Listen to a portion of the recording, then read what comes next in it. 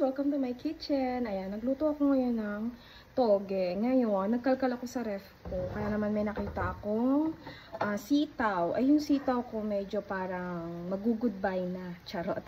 Kaya naman, sinama ko na siya sa gisa. Then, nagkalkal pa rin ako sa aking freezer.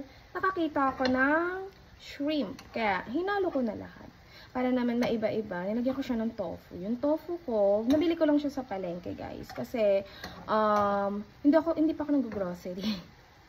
Hindi, ubos na yung nag-grocery ko. Makain talaga ako, no? Ayan, nabili ko siya sa grocery sa palengke. Nalilito na tuloy ako. Yun, medyo firm tofu yung gamit ko. So, matigas siya. And then, usually kasi ginagamit ko is Chinese tofu or Korean tofu. Kasi soft sila. Hindi naman too soft.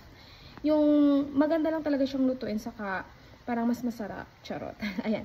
And then, sa Chinese, gusto ko rin yung pagka-Chinese siya kasi medyo malalaking blocker siya. Kasi yung sa atin, sa palengke na bibili natin sa 10, tig 5, dito medyo mahal.